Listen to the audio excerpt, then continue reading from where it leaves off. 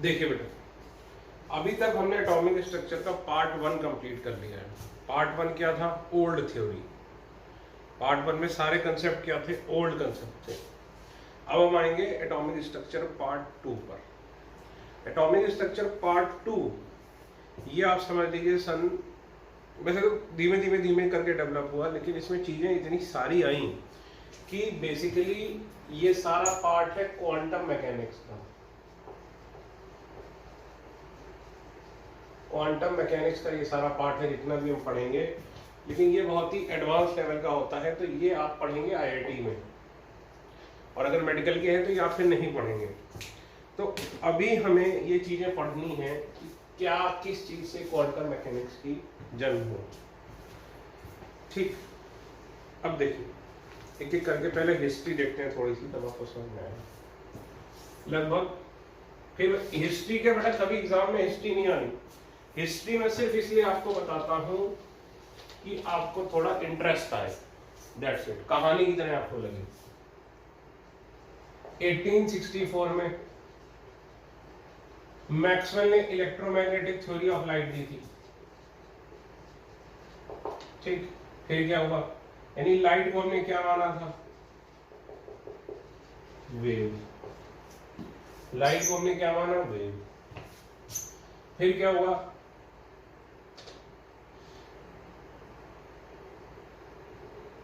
उन्नीस में प्लैंक ने अपनी क्या दी? Quantum theory. उससे लाइट को क्या माना? पार्टिकल।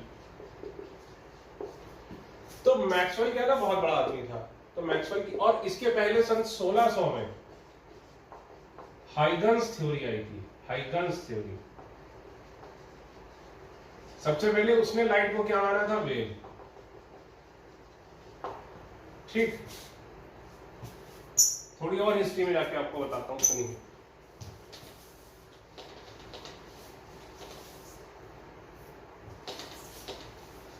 हो सकता है ईयर एक आध साल गलत हो, 10-20 साल गलत हो, तो मैं कोई हिस्ट्री नहीं पढ़ा रहा हूं आपको, बस इंटरेस्ट जनरेट करने के लिए आपको बता रहा हूं हिस्ट्री।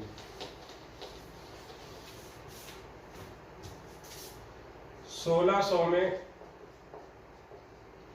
हाइगन्स की थ्योरी आई।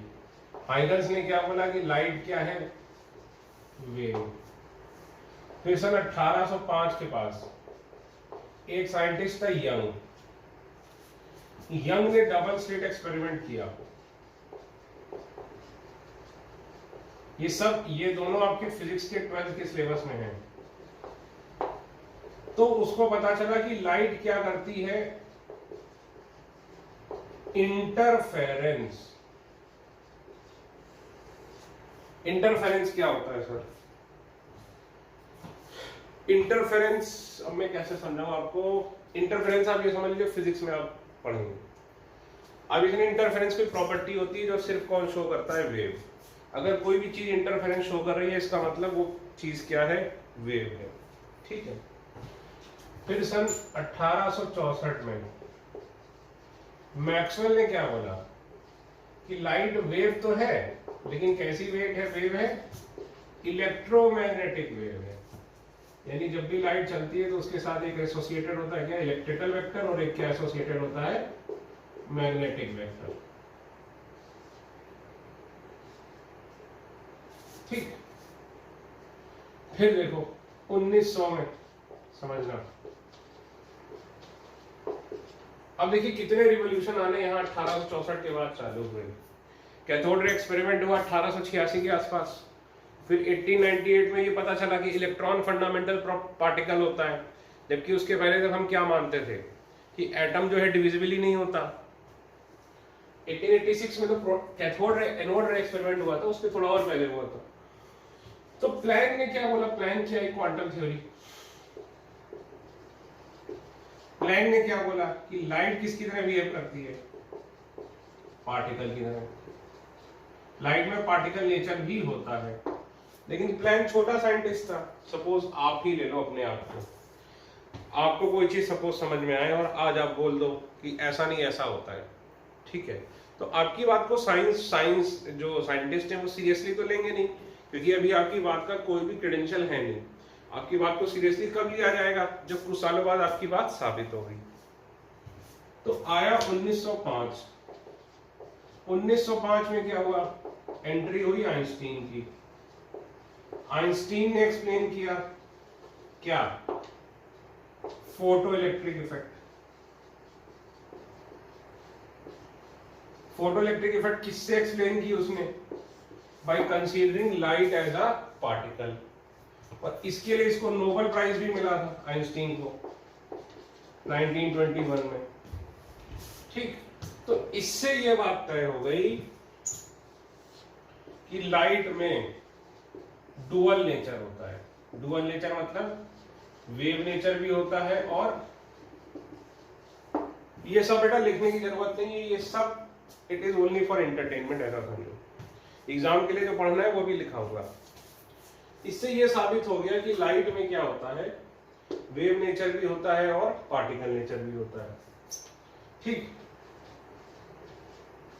1923 के आसपास, अब ये 1921 भी हो सकता है, मुझे ठीक से याद नहीं है, क्या हुआ, कॉम्पटन इफेक्ट। एक साइंटिस्ट था होली कॉम्पटन, उसने एक्सपेरिमेंट किया, और उससे एक्सपेरिमेंट से फिर क्या साबित हो गया, उसने क्या साबित किया कि लाइट क्या है, लाइट हैज पार्टिकल नेचर। तो अब देखो पूरी तरह साबित हो गया कि लाइट में क्या है, पार्टिकल नेचर भी है। वेव नेचर तो लाइट के बहुत सदियों से लोग मानते ही चल रहे थे, अब बिल्कुल एकदम मोहर लग गई। आइंस्टीन इतना फेमस हो गया, आइंस्टीन ने 1905 में ही क्या दी थी, theory of special theory of relativity, जिसके लिए इसको नोबेल प्राइज कभी नहीं मिला, विच इज अ शेम। तो कॉम्पटन इफेक्ट से क्या हुआ, लाइट फिर से साबित किया उसने एक्सपेरिमेंट करके कि लाइट में क्या होता है, पार्टिकल नेचर। ठीक, फिर क्या हुआ, तो 1923 में जब ये सब कुछ हो रहा था, तो ये सारी चीजों ने इंस्पायर किया किसको,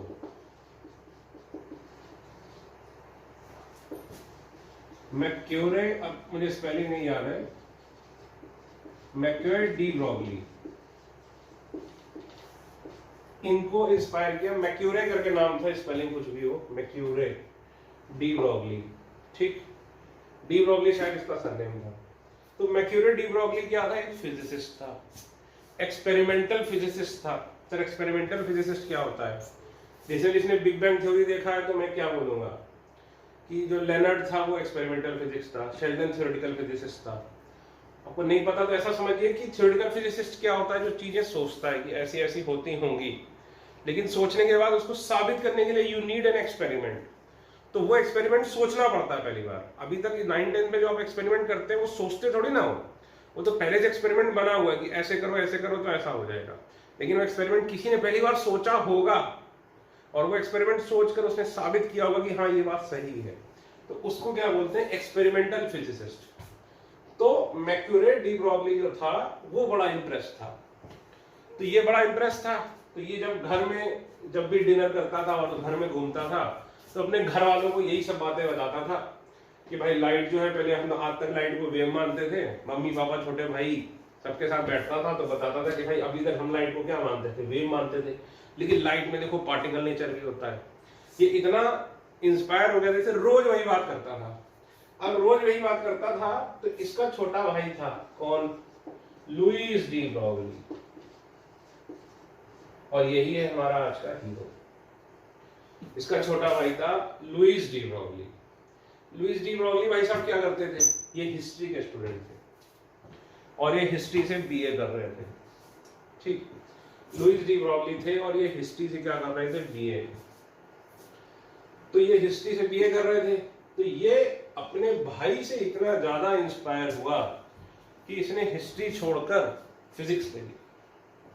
अपने भाई से इतना ज्यादा इंस्पायर हुआ ये, इसका भाई इंस्पायर था इन सब चीजों से, और डी ब्रॉगली इतना ज्यादा इंस्पायर हुआ कि उसने अब सोचा कि इसी पे इसने इस पे बैठ के सोचना चालू कर दिया। भाई घर में दिन भर यही सब बातें होती थी, तो लुईस डी ब्रॉगली ने भी क्या सोचा कि इस पे सोचा जाए, तो बैठे बैठे यही सब सोचता रहता था। जैसे आप लोग भी हो सकता है आजकल खाली रहते हो मोस्ट ऑफ द टाइम, तो बैठे बैठे सोचते होगा कि मेरा सिलेक्शन हो जाएगा, फिर मैं ये करूंगा वो करूंगा, ऐसा करूंगा वैसा करूंगा, है कि नहीं।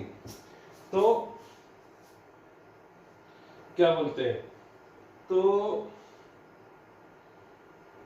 ये सारी बातें थी, ठीक है। तो इसके बाद क्या हुआ भाई कि तो अब हम बात करते हैं डी ब्रॉगली की, लुईस डी ब्रॉगली की। ये पूरी कहानी हो गई। अभी तक इस पूरी कहानी से हमने क्या सीखा, क्या साबित हुआ? इस कहानी से यही साबित हुआ, ये साबित हो चुका है कि लाइट में क्या है, डुअल नेचर। ये साबित हो चुका है कि लाइट में क्या है, डुअल नेचर। ठीक, अब देखो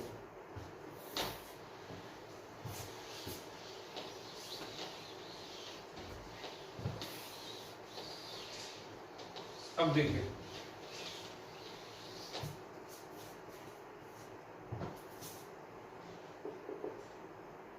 देखिए आइंस्टीन की आई स्पेशल थ्योरी ऑफ रिलेटिविटी। ठीक, अब जैसे न्यूटन, कई लोग ऐसे बोलते हैं कि न्यूटन ने ग्रेविटी की डिस्कवरी की। न्यूटन ने ग्रेविटी की डिस्कवरी किस तरीके से की?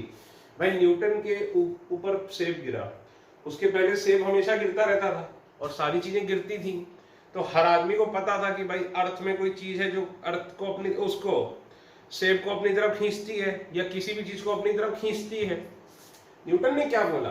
न्यूटन ने चीजों को यूनिफाई करा।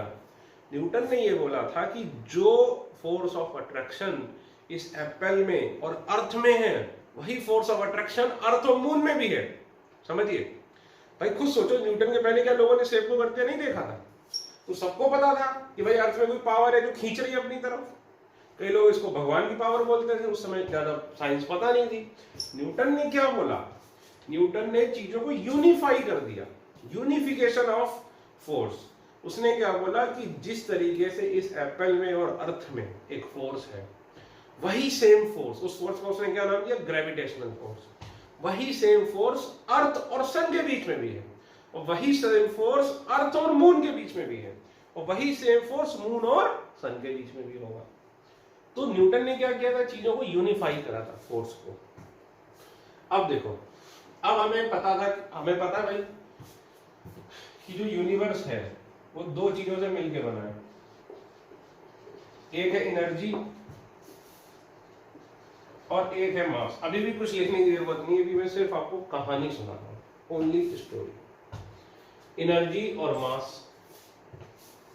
एनर्जी को हम लाइट भी बोल सकते हैं, ठीक, और मास। तो आइंस्टीन ने क्या किया? देखो, न्यूटन ने जैसे फोर्सेस को यूनिफाई किया था, आइंस्टीन ने क्या किया? मैं इसको लाइट ही लिख दूंगा, लाइट या फिर एनर्जी। आइंस्टीन ने जो इक्वेशन लाई E=mc², उससे उसने क्या किया? इन दोनों चीजों को यूनाइट कर दिया। समझिए, उसने बोला E=mc² आप पढ़ते हैं, ये एक्चुअली होता है चलो डेल्टा mc²। मतलब कि सर लाइट में एनर्जी कहां से आती है? समझिए, फोटोन में एनर्जी कहां से आती है, ये इक्वेशन का मतलब क्या है? मुझे याद है एक बार वैभव पाथपोर ने पूछा था बहुत पहले, जब स्टार्ट किया था, यूट्यूब पे उसने कमेंट किया था, तो मैंने कहा भी था ये आएगा, ये मेन बेटा फिजिक्स में आएगा 12th में। अभी तो मैं सिर्फ हल्का सा ही बता रहा हूँ आपको। तो E=mc² या डेल्टा mc², इसका मतलब ये है कि मान लीजिए जो ये लाइट है, उसने क्या बोला आइंस्टीन ने? स्पेशल थ्योरी ऑफ रिलेटिविटी, जिसके लिए आइंस्टीन को हम जानते हैं, E=mc²। मतलब ये जो आपके सामने लाइट एनर्जी आ रही है, ये कभी क्या रही होगी? मास रही होगी। हम कहते हैं ना फोटोन में एनर्जी होती है, E=mc²। अगर लाइट केवल एनर्जी है तो उसका मतलब क्या है कि अगर लाइट में 100 जूल एनर्जी है सपोज, तो कभी ना कभी उसके करस्पॉन्डिंग हिस्ट्री में कभी उस लाइट, कभी ना कभी तो लाइट बनी होगी, और वो लाइट किससे बनी होगी? मास से। और उसके करस्पॉन्डिंग कोई मास रहा होगा, और वो जल के क्या होगा, जल के मतलब डिसइंटीग्रेट होके पूरा का पूरा कन्वर्ट हो गया होगा किसमें, एनर्जी में। यानी हिस्ट्री में कभी मास रहा होगा और वो मास किसमें कन्वर्ट हो गया होगा, एनर्जी में। हिस्ट्री में कभी मास रहा होगा और वो मास किसमें कन्वर्ट हो गया होगा, एनर्जी में। इसीलिए क्या इक्वेशन आई, E = mc²।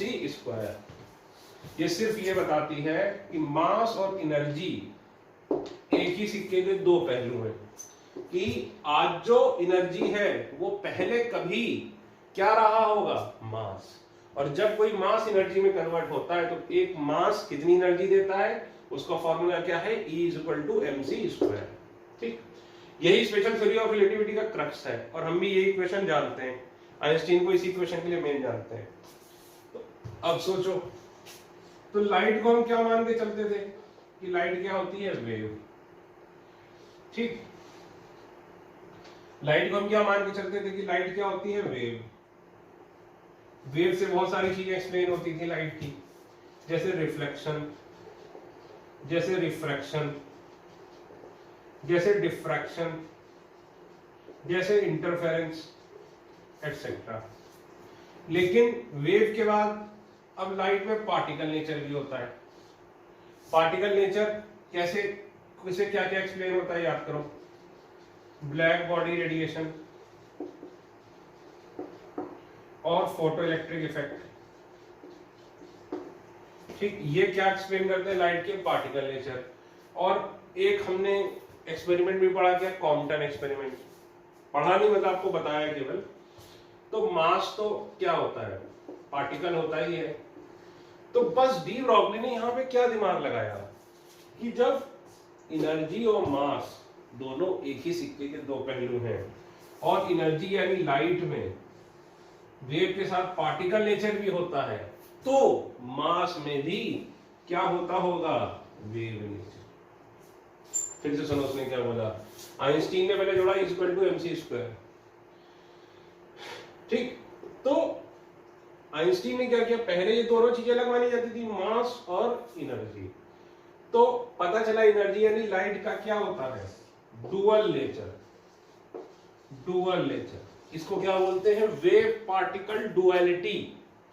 इसको क्या बोलते हैं, वेव पार्टिकल डुअलिटी।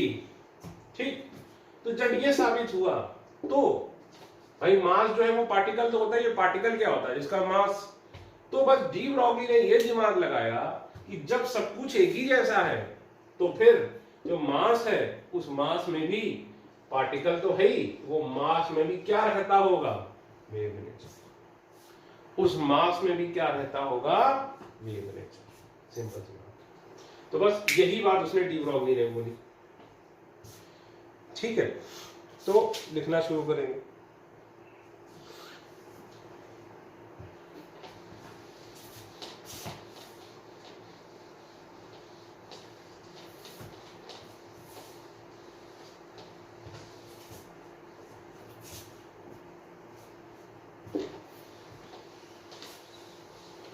अभी तक हमें लिखना नहीं था कुछ, अगर आपने लिख लिया शौकिया तो लिख लिया। आपको बता दूं हिस्ट्री के ईयर एक आध वो गलत हो ही सकते हो, उसमें कोई बहुत बड़ी बात नहीं है।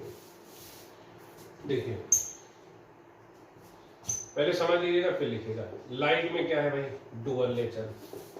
Light has dual nature. Light में वेव नेचर है। वेव नेचर किससे एक्सप्लेन होता है भाई, क्या सबूत है वेव नेचर, रिफ्लेक्शन होता है, लाइट का रिफ्रैक्शन होता है, लाइट का इंटरफेरेंस होता है, लाइट का डिफ्रैक्शन होता है। ये सब सबूत हैं किसके, अगर कोई भी ये प्रॉपर्टी दिखा रहा है या कोई भी एक प्रॉपर्टी भी दिखा रहा है तो हम क्या बोलेंगे, उसमें कैसा नेचर है, वेव नेचर। फिर हमें पता चला कि लाइट में क्या है, पार्टिकल नेचर भी है। पार्टिकल नेचर किससे एक्सप्लेन हुआ, ब्लैक बॉडी रेडिएशन से। दूसरा फोटो इलेक्ट्रिक इफेक्ट। फिर इसके बाद कॉम्पटन का एक्सपेरिमेंट आ गया था जिससे डी ब्रॉग। ठीक, तो लाइट यानी एनर्जी समझ लो। ठीक है, इसके बाद मैटर मैटर होता है। मैटर में पता है कि भाई मैटर में क्या होता है, पार्टिकल नेचर। अब मैटर का पार्टिकल नेचर तो मैं साबित करने की जरूरत है नहीं, होता मैं दिखता ही है। और आइंस्टीन ने क्या बोला कि ये दोनों एक ही सिक्के के दो पहलू हैं, E इक्वल टू mc²। तो डी ब्रॉगली ने क्या सोचा कि जैसे अगर ये दोनों एक ही सिक्के के दो पहलू हैं और इसमें वेव नेचर था और कोई सोच ही नहीं सकता था कि पार्टिकल नेचर भी है, तो ऐसा भी तो हो सकता है कि पार्टिकल नेचर तो हमें पता है और साथ में इसमें क्या होता हो, वेव नेचर। तो डी ब्रॉगली ने क्या प्रपोज किया कि मैटर में भी क्या होता है, डुअल नेचर।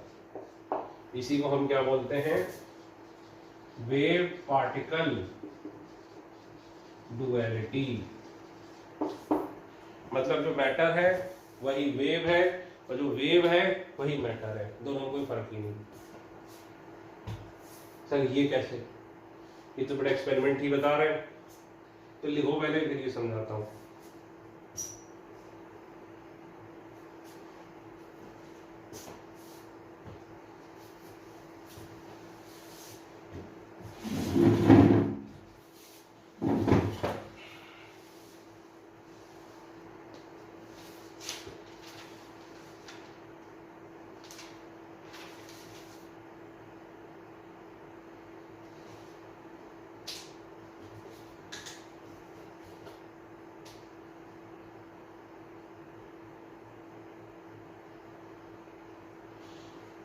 ठीक है, लिखो।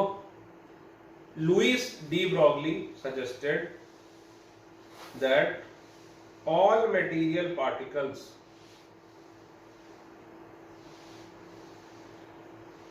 या all matter, ऐसे लिखो, all material particles have both particle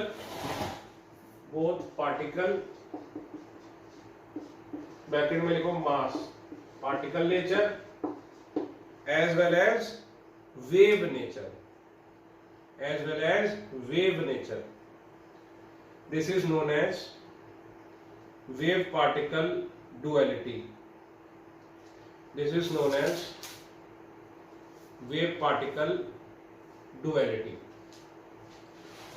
अब उसने इसके लिए इक्वेशन दी कि lambda is equal to h upon momentum, यानी एच अपॉन मोमेंटम क्या होता है, मास इनटू वेलोसिटी। लिखो ये क्या है, डी ब्रॉगली वेवलेंथ और m क्या है, मास। तो खुद देखो ये इक्वेशन अपने आप वेव को और पार्टिकल नेचर को कनेक्ट करती है। तो क्योंकि क्यों मास है, यानी इसके पास कैसा नेचर है, पार्टिकल नेचर है, और वेवलेंथ है यानी इसके पास कैसा नेचर है, वेव नेचर है। तो इक्वेशन कह क्या रही है कि जो मास है उसकी कोई क्या है, वेवलेंथ भी है। यानी मास यानी पार्टिकल और वेव दो अलग चीजें नहीं होती। जैसे कि लाइट के केस में, लाइट को हम पहले क्या मानते थे, वेव, तो वो और मास दो अलग चीजें नहीं है। तो दुनिया में जितनी भी चीजें हैं, जो भी आपको दिख रही है, चाहे वो एनर्जी हो चाहे वो मास हो, सब में क्या है, डुअल नेचर। जो वेव है उसमें थोड़ा पार्टिकल नेचर भी है और जो मास है वो थोड़ा वेव नेचर भी है। ठीक है, ये आया कहां से, देखो लाइट के लिए क्या था, आइंस्टीन ने क्या बोला, E equal to mc²। Planck ने क्या बोला, E equal to h nu equal to hc by lambda. Equate कर दो, mc² equal to hc by lambda. ये कट गया तो लैम्डा क्या आ गया, h अपॉन mc, यानी h अपॉन मोमेंटम। ये किसके लिए आया, फॉर फोटोन, फोटोन यानी क्वांटम। ये इन दोनों से मिलाकर ये आया। तो डी ब्रॉगली ने इसी को क्या किया, कॉपी कर लिया, बस और कुछ नहीं किया। सर आप देखो, बहुत ही हम आपसे पूछ नहीं रहे हैं, क्लास में सामने नहीं है, तो आप हमें गलत सलत चीजें पढ़ाए जा रहे हो क्यों बेटा। सर आप देखो, यहाँ आप लाइट की बात कर रहे हो और आप बोल रहे हो कि लाइट का क्या होता है, मोमेंटम। जबकि आपने हमें पढ़ाया लाइट का क्या होता है, मास तो होता नहीं है। जब सर लाइट का मास नहीं होता तो लाइट का मोमेंटम कैसे हो गया, मास, ये m किसका मास है। अगर लाइट का मास नहीं है, यहाँ पे आपने चुपचाप लिख दिया mass into speed of light, तो आपने सीधे सीधे मोमेंटम लिख दिया। मोमेंटम को किससे डिनोट करते हैं, p से। मोमेंटम बेटा क्या होता है, मास इनटू वेलोसिटी। तो सर आपने चुपचाप यहाँ लिख दिया, अभी हम क्लास में भी नहीं है जो आपसे डाउट पूछें कि सर जब लाइट जो है वो तो एनर्जी है, चलो हमने मान लिया उसमें वेव नेचर भी है, सब मान लिया, वेव नेचर तो है, पार्टिकल नेचर भी आपकी बात मान ली, ये मास कहां से आया सर। फोटोन का क्या मास होता है सर। एक तरफ तो आप बोलते हो कि लाइट एनर्जी है, पहले लेक्चर में मैं पढ़ाया कि लाइट एनर्जी है, उसका कोई मास नहीं है, और इधर आप क्या पढ़ा रहे हो हमें कि लाइट का मास है, तो फिर इसका क्या मतलब हुआ। बेटा सुनिए, जो देखिए अब यहीं पे दो चीजें आ जाती हैं, एक आ जाती है क्लासिकल फिजिक्स। क्लासिकल फिजिक्स क्या होती है, इसको बोलते हैं न्यूटोनियन फिजिक्स, यानी F इक्वल टू ma। इसका मतलब जो हम डेली लाइफ में ह्यूमन ऑब्जर्व करता है वो सारी की सारी किसमें आती हैं, क्लासिकल फिजिक्स।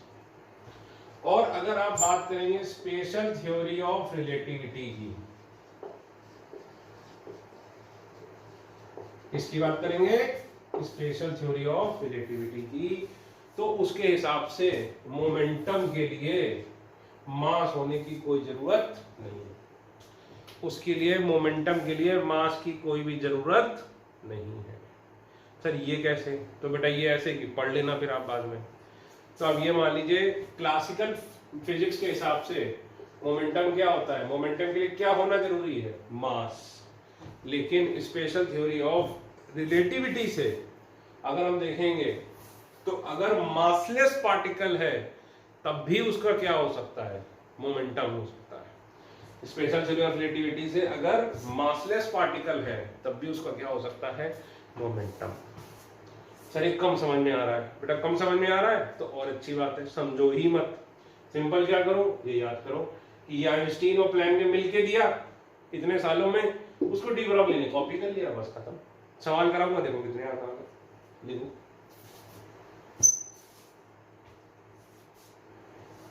तो ये देखो इक्वेशन कनेक्ट करती है किसको, वेव नेचर को और पार्टिकल नेचर को। क्वेश्चन करते हैं। सर तो आपका कहने का मतलब क्या है कि अगर एक चींटी चलती हुई जा रही है, या मान लीजिए ये मैंने फेंका इधर से इधर, तो इसमें भी एक वेव नेचर होगा, बेटा बिल्कुल होगा। सर फिर दिखाई क्यों नहीं पड़ता हमें, हमको क्यों दिखाई नहीं पड़ता। तो इसके लिए मैं तुम्हें एक सवाल देता हूं, फिर आपको एक प्रैक्टिकल एग्जांपल दूंगा। सवाल देखो, व्हाट विल बी, ये एनसीईआरटी का सवाल है, what will be the wavelength of a ball what will be the wavelength of a ball, what will be the wavelength of a ball of mass 0.1 kg moving with a velocity of 10 meter per second।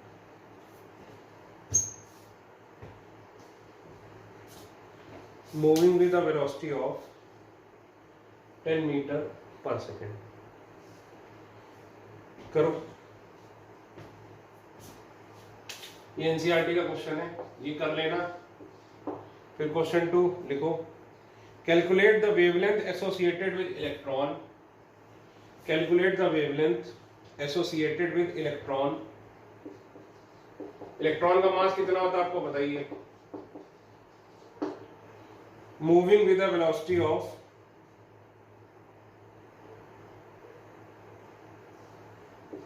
10 to the power 3 meter per second। करिए, पहले इसका करिए फिर इसका करिए, करिए।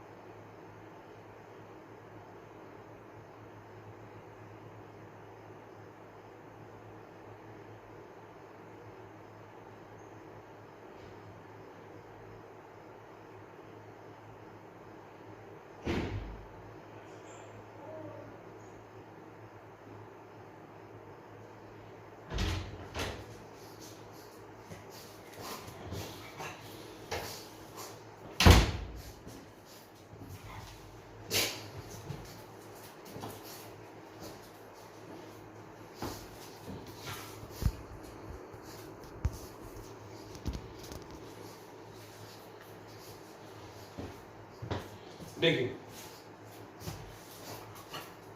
इसका lambda निकालते हैं, lambda is equal to h upon M V. h कितना 6.6 इंटू 10 की पावर माइनस 34 जूल सेकेंड यानी SI यूनिट है। मास कितना है 0.1 kg, वेलोसिटी 10, तो 0.1 इंटू 10 तो लैम्डा कितना हो गया,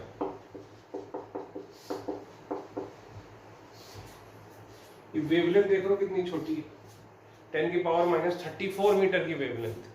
क्या तुम्हें दिखाई पड़ेगी, ये बताओ, क्या तुम्हें ये वेवलेंथ दिखाई पड़ेगी? लाइट की भी वेवलेंथ कितनी होती है भाई?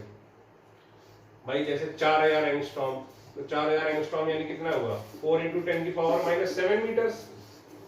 लाइट की ये वेवलेंथ होती है। अब देखिए हो क्या रहा है, देखिए जैसे ये आपको पता ही है ये कौन है, रिंकू हाय बोलो, हाय रिंकू बोलो, हो। तो अब देखिए जैसे रिंकू है, ठीक है, ये रिंकू है, हाय बोलो रिंकू। तो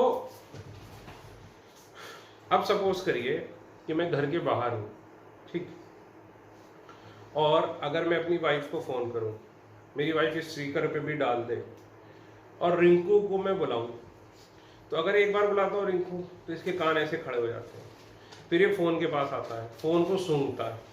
इसकी बेसिक सेंस क्या है सूंघने की? ये हर चीज को कैसे पहचानता है, एक सूंघ के और एक बाई टंग। लेकिन ये फोन के पास आता है, फोन को सूंघता है, एक टंग मारता है, लेकिन ना मेरी स्मेल आती है ना इसको मेरा टेस्ट आता होगा, तो ये चला जाता है। फिर कितनी भी बार मैं रिंकू रिंकू बुलाऊं ये नहीं सुनता। इसका मतलब क्या है, ये कितना, तो इसको समझ ही नहीं है कि ये फोन है और फोन के उस तरफ मैं कहीं बैठा इससे बात करना चाह रहा हूं। इसकी समझ यहां पर खत्म हो जाती है।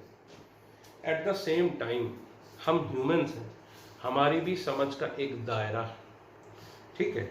हमारी समझ कहां तक है? हमारी समझ वहीं तक है जो हमने आज तक देखा है, सुना है, या मैक्सिमम हम जो सोच सकते हैं, ठीक है ना। हमारी समझ यहीं तक है। लेकिन हमने तो कभी देखा नहीं, हमने इसको हमेशा पार्टिकल की तरह देखा, हमने इसमें वेव नेचर तो हमें कभी दिखाई नहीं।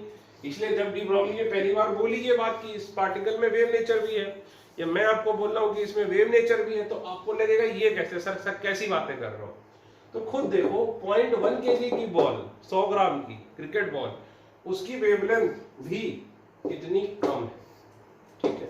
एक मिनट इसको छोड़ के आता हूं, तब तक ये करो रिंकू, चलो चले चले चले।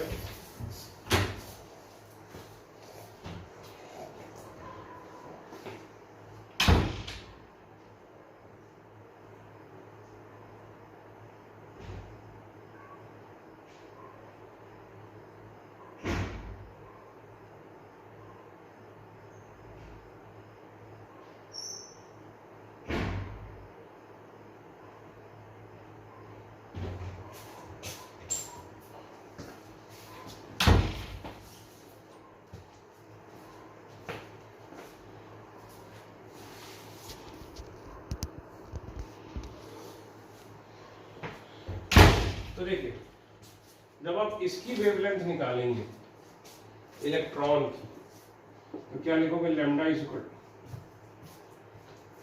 यहां लिख देता हूं, lambda is equal to h upon M V, 6.6 into 10 की पावर माइनस 34, मास कितना है 9.1 इंटू 10 की पावर माइनस 31, स्पीड कितनी है 10 की पावर 3, 6.6 अपॉन 9.1, ये आपको पता ही है, बेस सेम और पावर ऐड हो जाती है, कितना हो जाएगा 10 की पावर माइनस 28, ये ऊपर जाएगा,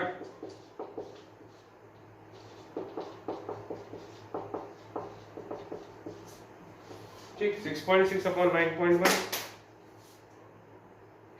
ये हो जाएगा 7.25, 0.725 इंटू 10 की पावर माइनस 6। आपको पता है डेसिमल एक इधर ले जाओ तो 10 की पावर एक कम कर दो तो -7 मीटर।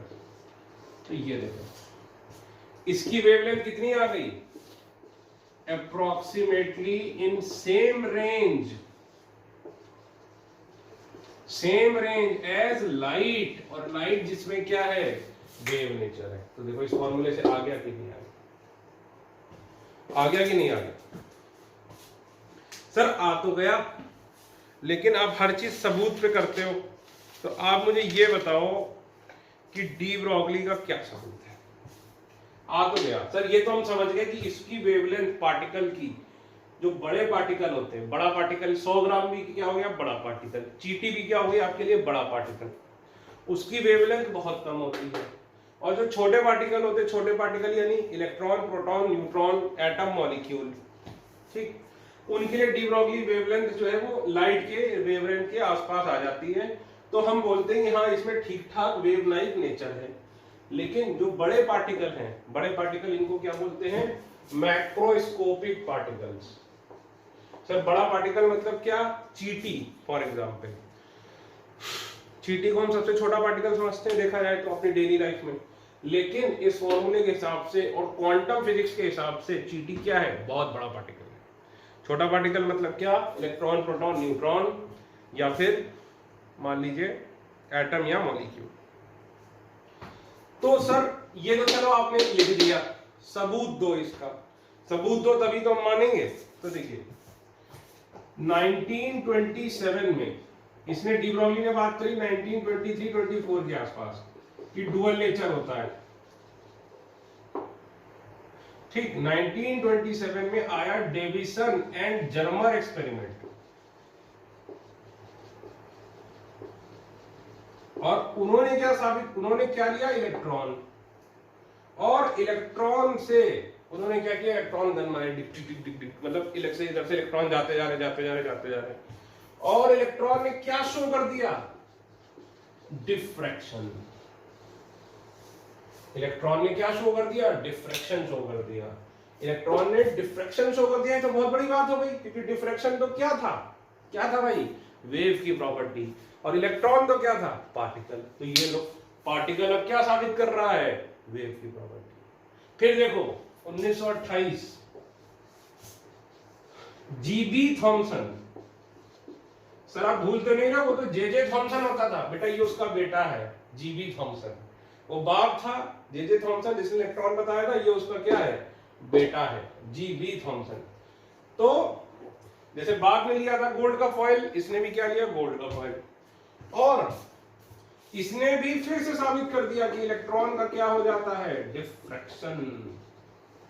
ये दो एक्सपेरिमेंट से साबित हो गया क्या, कि जो डी ब्रॉगली ने बोला था वो सही है। और एक बात, इसके एक्सपेरिमेंट से लैम्डा निकाला गया, एक्सपेरिमेंट भी, और उसका फॉर्मूला इससे मैच हो गया लोग। तो सब कुछ दुनिया में क्या है, एक ही है। जो एनर्जी है वो कभी मास था, और जो एनर्जी है उसमें लाइट, वो वेव नेचर प्रॉपर्टी भी है, पार्टिकल भी है, इसी तरह पार्टिकल में भी क्या है, पार्टिकल प्रॉपर्टी तो है ही, और वेव नेचर प्रॉपर्टी भी है ही, और दोनों में क्या लगेगा, सेम इक्वेशन। तो ये देखो, तो ये साबित होते ही 1929 में क्या हुआ, लुइस डी ब्रॉगली को क्या मिल गया, Nobel prize. Louis de Broglie को मिल गया नोबेल प्राइज, फटाफट 6 साल के अंदर, समझे सर। लेकिन अभी भी हमें दिखता तो है नहीं कि ये आप दिखा रहे हो पार्टिकल है, क्या वेव नेचर है इसमें, बेटा है, लेकिन हमें दिखेगा नहीं। क्यों नहीं दिखेगा, क्योंकि इसका लैम्डा बहुत कम है, समझे ना बात। इलेक्ट्रॉन में एप्लीकेबल है, इलेक्ट्रॉन का लैम्डा ज्यादा है, तो ज्यादा में भी देखो 10⁻⁷ को हम क्या बोल रहे हैं, ज्यादा है। और ये है, ये कैसे साबित हुआ, इससे। सर ये है, लेकिन हमें बचपन से पता क्यों नहीं चला। तो फिर वही बात, हम इंसान हैं, हमारी सोचने का एक दायरा है। तो मैंने रिंकू वाला एग्जाम्पल दिया आपको कि रिंकू की सोचने समझने की एक दायरा है, वो सूंघता है, तो उसको स्मेल नहीं आई, वो मानेगा है ही नहीं। उसी तरह हम है, जो हमें दिखता नहीं, हम मानते ही नहीं कि है, ठीक है ना। तो अब इसी पे हम और क्वेश्चन करते हैं। एक बात लिख लो, क्वेश्चन, एक पॉइंट लिख लो कि dual nature is applicable for both, dual nature is applicable for both, dual nature is applicable for both large as well as small particles, large as well as small particles, small particles bracket में लिखो, सब atomic या फिर atomic, but it is significant only for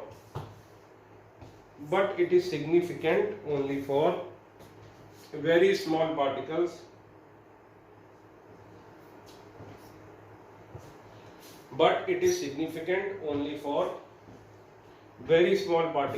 like electron, proton, neutron, atom, molecule, etc. It is not significant for large particles. It is not significant for large particles like ants. अब समझ लीजिए मैं large particle के example में क्या दे रहा हूँ, चींटी को दे रहा हूँ। इससे आपको समझ में आए स्मॉल का मतलब क्या है, समझे ना।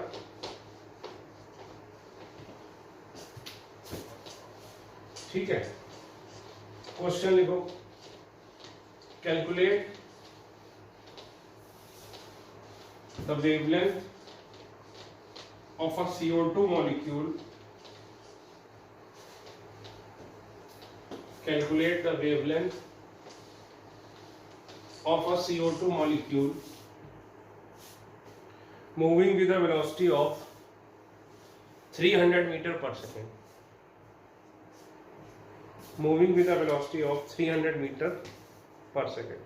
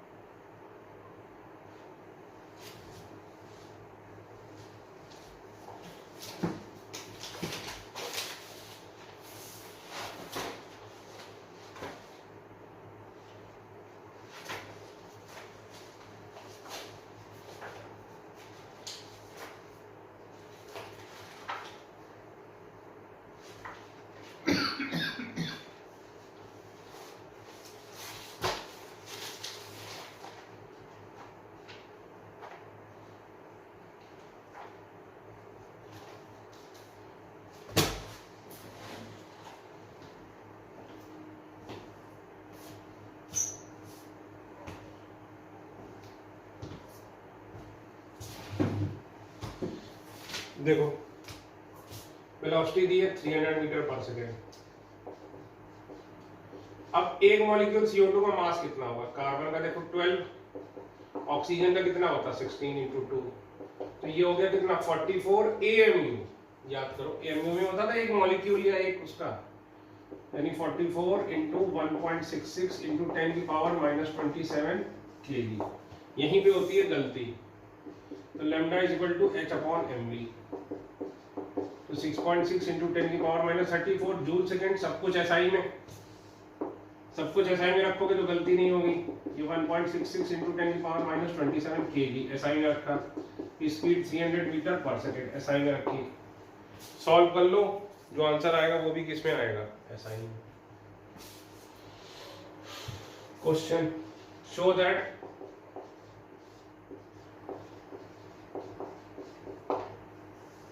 lambda is equal to H/2m kinetic energy।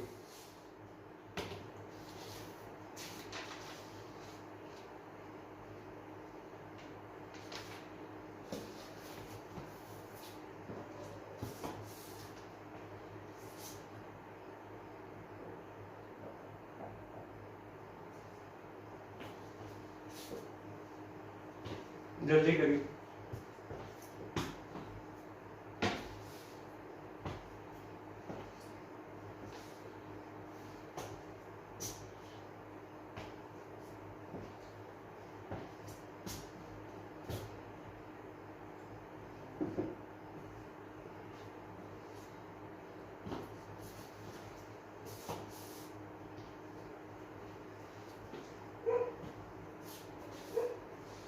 देखो लैम्डा क्या होता था H/mv, तो हमें बेसिकली mv निकालना है। अब देखो काइनेटिक एनर्जी क्या होती है, half mv² multiplying by 2m, तो 2m kinetic energy is equal to m² v²। Square root ले लो तो mv क्या हो गया, √2m 2m काइनेटिक एनर्जी, बस तो पुट कर दो, therefore lambda is equal to h upon 2m kinetic energy. ये फॉर्मूला आपको क्या होना चाहिए, लर्न।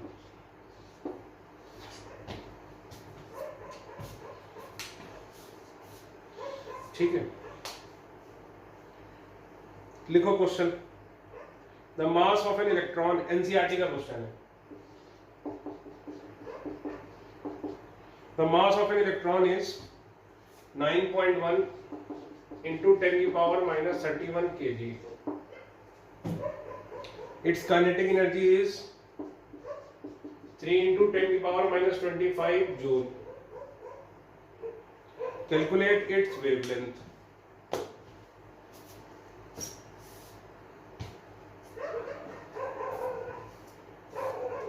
करिए।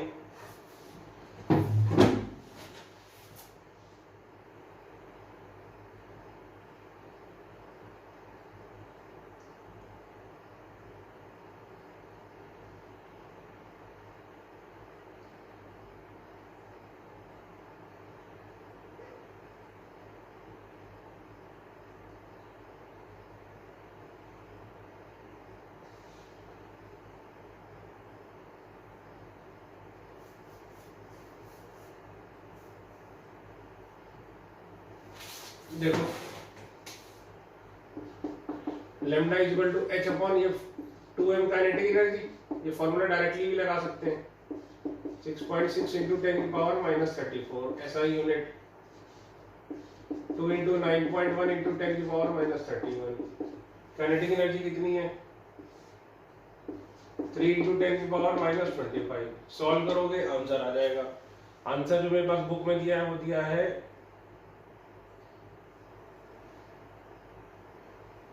8967 एंगस्ट्रॉम। ये मेरे पास आंसर दिया है। ठीक,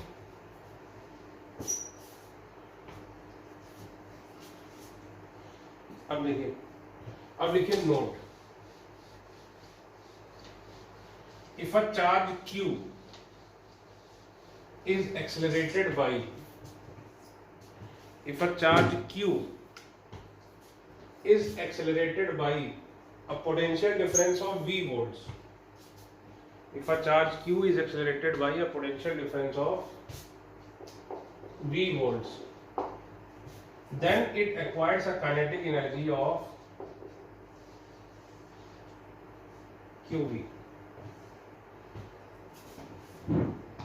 सर ये समझा नहीं, देखो बेटा ये मतलब क्या हुआ। सपोज ये दो प्लेट्स थी,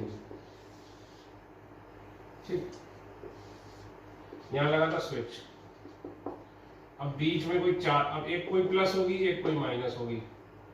सपोज इलेक्ट्रॉन है, ठीक है, तो ये प्लस माइनस कब आएगा, जब यहाँ पे तुम क्या करोगे, स्विच ऑन करोगे। अब तुमने यहाँ पे स्विच ऑन किया खट से, तो तुरंत ये प्लस माइनस होगा। तो सोचिए ये प्लस है तो इस इलेक्ट्रॉन को क्या करेगा, अट्रैक्ट करेगा, तुरंत इसमें काइनेटिक एनर्जी आ जाएगी। पहले तो क्या था, इस पे कुछ नहीं था, ये यहाँ पर था, चुपचाप बैठा हुआ था, लेकिन जैसे ही तुमने यहाँ पे प्लस लाया, स्विच ऑन किया, प्लस एक खट से काइनेटिक एनर्जी आएगी। क्यों, क्योंकि ये पॉजिटिव है, इलेक्ट्रॉन क्या है, नेगेटिव है, तो तुरंत इसकी तरफ क्या होगा, अट्रैक्ट होगा, बहुत तेजी से जाएगा। देखिए जैसे ये प्लेट है नेगेटिव, ये इलेक्ट्रॉन चुपचाप बैठा, स्विच ऑन, बस तुरंत देखो स्विच ऑन करते ही तुरंत इसमें क्या आएगी, काइनेटिक एनर्जी। पहले क्या था, रेस्ट पे था, बैठा हुआ, तुरंत एक काइनेटिक एनर्जी आएगी। तो जब भी इसका डेरिवेशन फिजिक्स में पढ़ोगे, एक लाइन का है बस, जब भी किसी चार्ज Q को V वोल्टेज से एक्सेलरेट करते हैं तो उसकी काइनेटिक एनर्जी कितनी हो जाती है, QV। लिखो for example,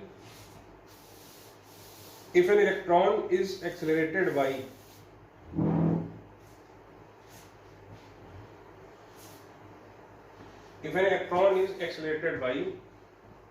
a potential difference of 10 volts, then its kinetic energy will be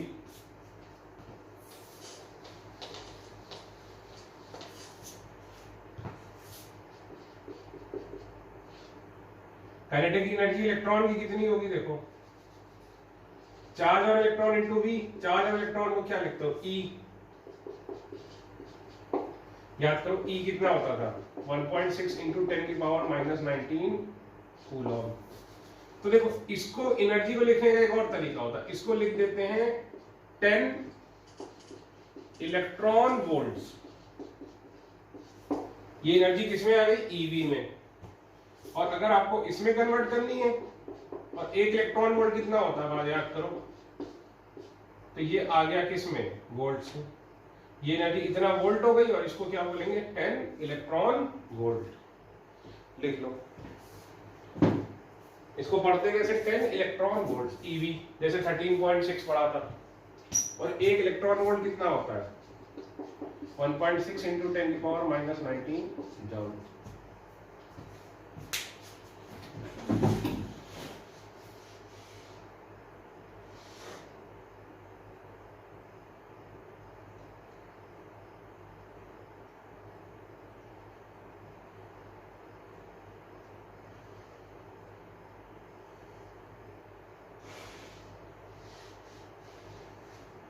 Question: What will be the kinetic energy of proton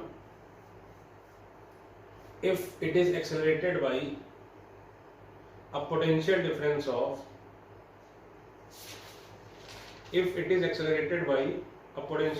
of 10 volts? Given mass of proton is equal to 1837 times mass of electron. फिर से सवाल बोल दे रहा हूं, what will be the kinetic energy of proton if it is accelerated bye potential difference of 10 volts. ठीक है, given ये बताओ, फटाक से बताओ।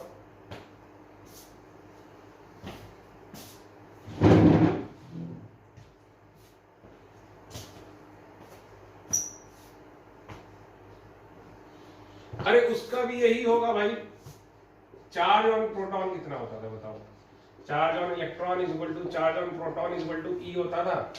इस फॉर्मूले में कहीं भी मास आ रहा है बताओ, इस फॉर्मूले में कहीं भी मास आ रहा है, नहीं आ रहा, तो सिर्फ किस पे डिपेंड कर रहा है वो, चार्ज पर, मास आ ही नहीं रहा। तो प्रोटॉन में भी कितना चार्ज होता है, ई, तो बस सेम होगा। फिर से लिखो, देखो सिंस प्रोटॉन है सेम चार्ज एज इलेक्ट्रॉन, लिखो since proton has same charge as electron equal to E.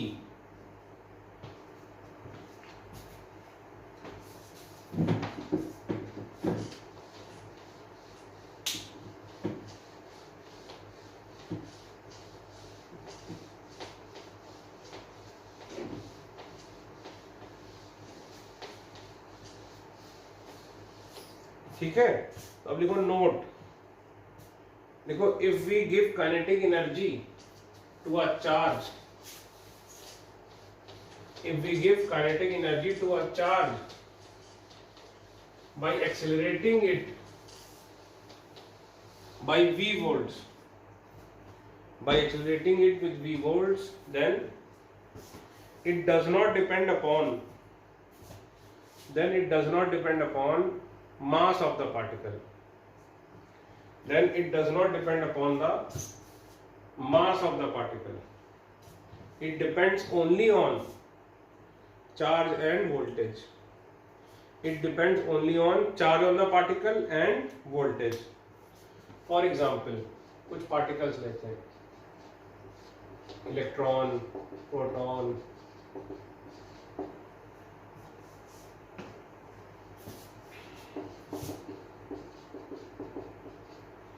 ठीक।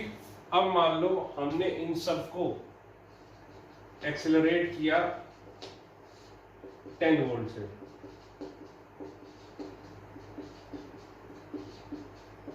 अब बताओ इन काइनेटिक एनर्जी कितनी होगी सबकी, तो सर काइनेटिक एनर्जी कितनी होगी बताओ, क्यू वी। तो पहले देखो चार्ज, इलेक्ट्रॉन में कितना चार्ज होता है, ई, प्रोटॉन पे एक पॉजिटिव चार्ज यानी ई, एक नेगेटिव या एक पॉजिटिव चार्ज कितना होता है, ई, Na प्लस एक पॉजिटिव चार्ज यानी ई, Cl माइनस एक नेगेटिव चार्ज यानी ई, Fe प्लस दो पॉजिटिव चार्ज यानी 2e, ये कितना होगा 3। इसकी काइनेटिक एनर्जी कितनी होगी बताओ, 10 वोल्ट इंटू ई यानी 10 इलेक्ट्रॉन वोल्ट। इसकी कितनी हो जाएगी 10 इलेक्ट्रॉन वोल्ट, इसकी भी कितनी हो जाएगी 10 electron volt, 10 electron volt, 20 electron volt, 30 electron volt.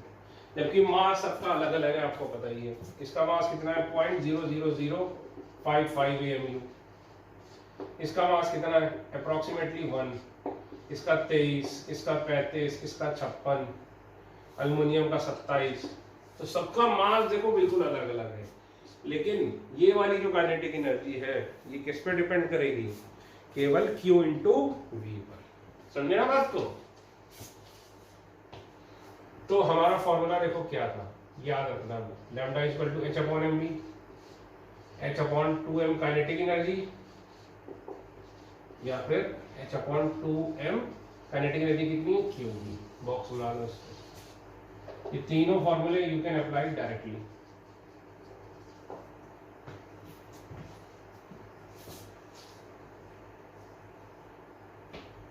Question लिखो, calculate the de Broglie wavelength of electron.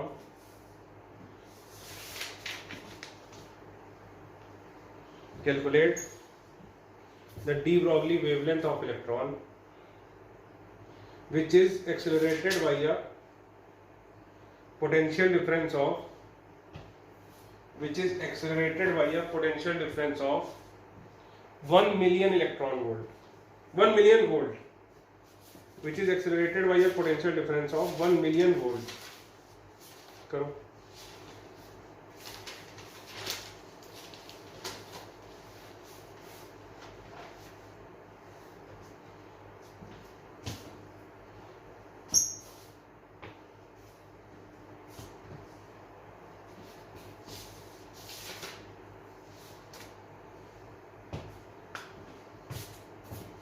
देखो क्या लिखोगे,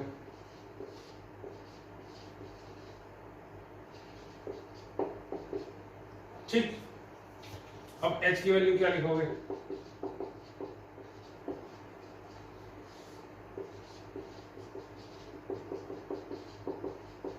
ये चार्ज और इलेक्ट्रॉन कितना होता है, वोल्टेज कितना है 1 मिलियन यानी 10 की पावर 6 वोल्ट। 1 मिलियन कितना होता है 10 की पावर 6 वोल्ट। तो इसको सॉल्व करके आंसर निकालो। तो सर ये तो बड़ा टीडियस कैलकुलेशन है। तो अब देखो ट्रिक, अरे यार ये तो फिक्स्ड है फॉर इलेक्ट्रॉन, बताओ इलेक्ट्रॉन के लिए फिक्स्ड है, तो इसकी वैल्यू याद कर लो और हमेशा वही लगाओ। तो ये आ जाता है ये सीधा, इसको सॉल्व करके ये फॉर्मूला कन्वर्ट हो जाता है। इसको लिख सकते हो क्या 12.25 इंटू 10 की पावर -10, खत्म बात।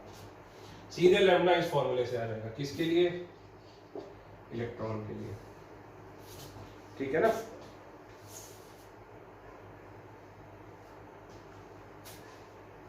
प्रोटॉन के लिए 0.286, अल्फा पार्टिकल के लिए 0.101, ये एंगस्ट्रॉम में। सीधे ये V की वैल्यू रखो, यानी इस सवाल में इन दिस क्वेश्चन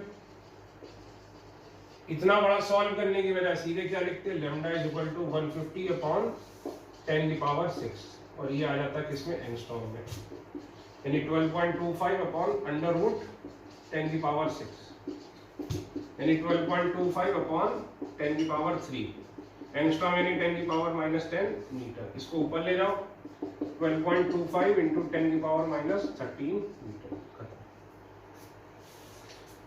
समझे? तो आपको मेरी स्टोरी समझ में आई हो, डी ब्रॉगली की ना समझ में आई हो, मैटर नेचर वेव नेचर समझ में आया हो ना समझ में आया हो, लेकिन आपने क्या करना है, ये फॉर्मूला लगाना है। होमवर्क क्या है, सेकेंड असाइनमेंट में आपको भेज दूंगा, उसमें जो डी ब्रॉगली वेवलेंथ के नाम से टॉपिक है वो आपने करना है। ठीक है, थैंक यू।